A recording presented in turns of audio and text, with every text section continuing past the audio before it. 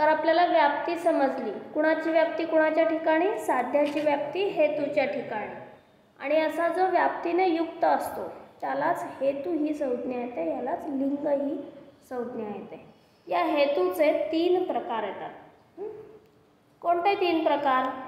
अन्वय व्यतिरेकी, केवलान्वयी आणि केवल व्यतिरेकी चेती. अन्वय व्यतिरेकी. आता अन्वय आणि व्यतिरेक या शब्दांचे अर्थ काय आहेत? तर अन्वय म्हणजे आपण म्हणूया की होकारात्मक आणि व्यतिरेक म्हणजे अभावाने, अभावात्मक. म्हणजे जसं हा जो धूम आहे त्या धूमाच्या बाबतीत आपण पाहिलं की यत्र यत्र धूमः तत्र तत्र वह्निः. जिथं जिथं धूर आहे तिथं तिथं अग्नी आहे. हे काय झालं? अन्वय. हे उदाहरण झालं ह्याचं सपक्ष महानसः. बरोबर. आता दुसरं काय येतं की व्यतिरेक. म्हणजे कसं की हे झालं जिथं जिथं हेतू आहे तिथं तिथं साध्य आहे. ओके, उदाहरण दिलं. पण याच्या उलट म्हणजे जिथं जिथं साध्य नाही तिथं तिथं हेतू पण नाही. याचंही उदाहरण द्यावं लागतं. जिथं जिथं हेतू साध्य नाही तिथं तिथं हेतू पण नाही. उदाहरण जसं आपण ह्याच उदाहरणात बघू शकतो पर्वतवन्यमान की जल घेतला आपण, विपक्ष जल घेतला होता. त्या जलघदाच्या ठिकाणी वन्हीचा अभाव आहे, साध्य नाही, साध्याचा अभाव आहे आणि तिथेच जो हेतू आहे त्याचाही अभाव आहे. बरोबर. उदाहरण जलघद. म्हणजे आपण इथं कसं केलं की यत्र यत्र साध्याभावः तत्र तत्र हेत्वभावः. अशी झाली. म्हणून विपक्ष हा तिथे लागतो. यत्र यत्र हेतुः तत्र तत्र साध्यम हे झालं सपक्षासाठी. इथं लागतं उदाहरण तर सपक्ष. आणि यत्र यत्र साध्याभावः तत्र तत्र हेत्वभावः इथं लागतं विपक्षाचं उदाहरण. ठीक. तर असं दोन्ही ज्याच्या बाबतीत सांगता येतं तो हेतू हा अन्वय व्यतिरेकी हेतू असतो. म्हणजे हा खूप स्ट्रॉंग हेतू झाला, दोन्ही बाजूनी झाला. जसं आपला हा धूम आहे उदाहरण बघितलं आपण. आता काही काय असतं, काही ठिकाणी काय होतं की तुम्हाला व्यतिरेकाचं उदाहरणच मिळत नसतं. व्यतिरेकाचं उदाहरणच मिळत नसतं. आता उदाहरण देताना नियम हा आहे की तुम्ही पक्षच उदाहरण म्हणून देता कामा नये. पक्ष हाच उदाहरण म्हणून तुम्ही देऊ शकत नाही. ठीक आहे. तर तो पक्ष जो आहे तो सोडून सपक्ष किंवा विपक्ष असलं पाहिजे. सपक्ष हा जो आहे तो पक्षच असता कामा नये. मग काही वेळेला अशी गोष्ट येते की त्याचा अभाव किंवा साध्य हेतू जे आहेत त्यांचा अभाव हा सांगताच येत नाही. या परिस्थितीमध्ये जो हेतू असतो तो फक्त अन्वयी हेतू असतो. फक्त सपक्ष सांगता येतो त्याचा. आता उदाहरण देतात. अन्वय मात्र व्याप्तिकम केवलान्वयी यथा घटः अभिधेयः प्रमेयत्वात् पटवत्. उदाहरण काय दिलं? घटः अभिधेयः. अभिधेयः म्हणजे संज्ञेयः.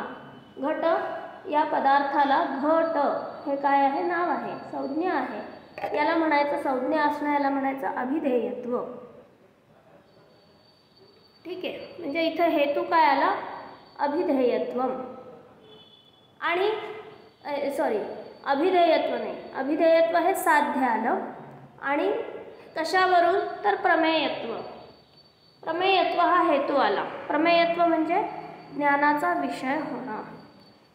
या जगामध्ये जी जी वस्तू ज्ञानाचा विषय होते ती सगळी काय असते? अभिधेय असते. जी जी वस्तू ज्ञानाचा विषय होते ती सगळी अभिधेय असते. तर उदाहरण दिलं पटवत. पक्ष आहे घट, सपक्ष दिला पट. ठीक आहे. पटवत. आता इथे विपक्ष उदाहरण जे द्यायचं आहे की यत्र यत्र अभिधेयत्वाभावः तत्र तत्र प्रमेयत्वाभावः. म्हणजे जिथं अभिधेयत्व नाही तिथं प्रमेयत्व पण नाही. उदाहरण देऊच शकत नाही, कारण उदाहरण दिलं की ते अभिधेय होतं. बरोबर, मग अभिधेयत्वाचा अभाव राहत नाही. त्यामुळे हे असं उदाहरणच मिळत नाही. आणि त्यामुळे हा जो हेतू आहे हा कसा आहे, केवल अन्वयी आहे. याला व्यतिरेक काय नाही, दृष्टांत नाही. उदाहरण म्हणजे दृष्टांत, ज्याला फक्त अन्वय दृष्टांत आहे तो अन्वयी, केवलान्वयी.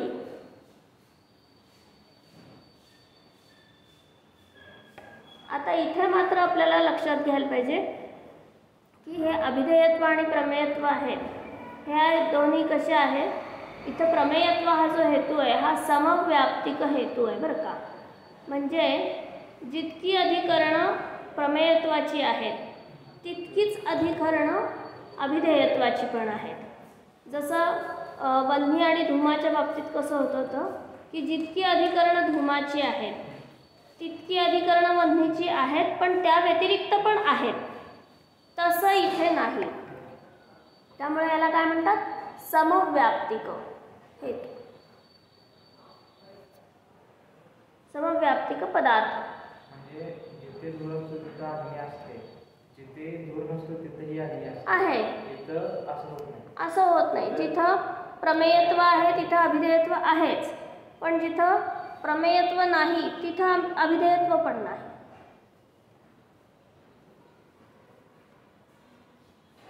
सर्वस्यापि का बरं नाही असं, तर सर्वस्यापि प्रमेयत्वात अभिधेयत्वाच. या जगामध्ये जितके म्हणून पदार्थ आहेत ते सगळे काय आहेत, प्रमेय आहेत आणि सगळे अभिधेय आहेत. अभिधेय नसेल तर ते प्रमेयही होत नाही, प्रमेय नसेल तर ते अभिधेयही होत नाही. पण असं उदाहरणच सापडत नाही, कारण उदाहरण सापडलं की त्याला नाव द्यायला आलं, अभिधेय झालं. ते अभिधेय झालं की प्रमेय पण झालं असं. आता हा झाला, हा पण सदहेतूच आहे. आता पुढचा आहे तो व्यतिरेकी हेतू, केवलान्वयी, केवल व्यतिरेकी. आता केवल व्यतिरेकी म्हणजे काय की ज्याचा अन्वय दृष्टांत मिळत नाही. व्याप्ती का नाही, कारण दृष्टांत नाही म्हणून व्याप्ती नाही. तर ज्याचा अन्वय दृष्टांत मिळत नाही तो केवल व्यतिरेकी. उदाहरण बघूया. व्यतिरेकम मात्र व्याप्तिकम केवल व्यतिरेकी यथा पृथ्वी इतरेभ्यो भिद्यते गंधवत्वात्. आता इथे थोडीशी कसरत आहे बरं का. काय अनुमान दिला आपल्यासमोर त्यांनी, पृथ्वी इतरेभ्यो भिद्यते म्हणजे इतर भिन्ना. किती द्रव्य आहेत, 9 द्रव्य आहेत. ठीक, कोणती कोणती आहेत, पृथ्वी, आप, जल, तेज, वायू, आकाश, काल, दिक, आत्मा, मन. ही 9 द्रव्य आहेत. या 9 द्रव्यांपैकी जी पृथ्वी आहे ती इतरांहून भिन्न आहे. म्हणजे पृथ्वी सोडून इतर किती झाले, 8. बरोबर, म्हणजे पृथ्वीच्या ठिकाणी भिन्नता, भेद किती आहेत, 8 भेद आहेत. बरोबर, म्हणजे पृथ्वी इतर भिन्ना याचा अर्थ पृथ्वी अष्टभेदांनी युक्त आहे. बरोबर, आणि हेतू काय दिला तिथे, गंधवत. गंध हा हेतू आहे, गंधवत्वात.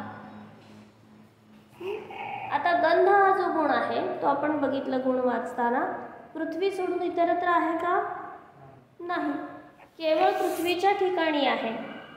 त्यामुळे यत्र यत्र गंधः तत्र तत्र इतर भेदः असं उदाहरण आपण काय देऊ शकतो, पृथ्वी. आणि इथं पृथ्वी हाच पक्ष आहे आपला.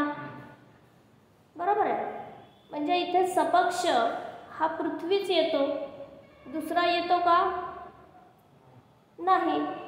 आपण घट घेतला, पट घेतला, अमकं घेतलं, मठ घेतला, काही घेतलं तरी ते सगळं पृथ्वीच आहे. त्यामुळे सगळी पृथ्वी हाच पक्ष असल्यामुळं इथं काय होतं की पक्ष सोडून दुसरा सपक्ष हा आपल्याला मिळत नाही. मग सपक्ष मिळत नाही तर विपक्षाकडे जाऊया. मग कसं येणार? यत्र यत्र साध्याभावः तत्र तत्र हेत्वभावः. साध्य काय आहे? इतर भेद. इतर भेदाचा अभाव जिथं जिथं. इतर भेद कुणाच्या ठिकाणी? पृथ्वीच्या ठिकाणी. इतर भेदाचा अभाव कुठे कुठे? सगळीकडे. 8ही लोकांकडे आहे अभाव. त्या सगळ्या लोकांकडे, सगळ्या द्रव्यांकडे गंधाचा अभाव आहे का? आहे. मिळाली उदाहरणं. यथा जलम, यथा तेजः, यथा आकाशः. इतकी उदाहरणं मिळाली. ठीक. म्हणजे इथे उदाहरण कसं मिळालं? विपक्ष मिळालं, सपक्ष मिळालं नाही. मग त्या सगळ्यांच्या ठिकाणी नाही. काय नाही? गंध नाही. तस्मान् न तथा. म्हणजे न च इयं तथा. इयं तथा नास्ति. तथा म्हणजे इतर भेदाभाववती नास्ति. म्हणजे आता इथे कोण कुणाच्या व्याप्तीने युक्त झालं? तर इतर भेदाच्या व्यतिरेक व्याप्तीने युक्त हेतू झाला. म्हणून काय झालं की पृथ्वी न इतर भेदाभाववती असं ते आलं. म्हणजे पृथ्वी इतर भेदवती. हे काय झालं? इथं निगमन झालं. ठीक. तर हा सुद्धा सद्धेतू आहे. पण हा कसा? व्यतिरेक व्याप्ती असणारा, व्यतिरेक दृष्टांत असणारा. यत् गंधवत् तत् इतर भिन्नम इति अन्वय दृष्टांतो नास्ति. पृथ्वी मात्रस्य पक्षत्वात्. पृथ्वी मात्रस्य म्हणजे संपूर्ण पृथ्वी हाच पक्ष असल्याने. ठीक. तर हे झाले त्रिविध लिंग.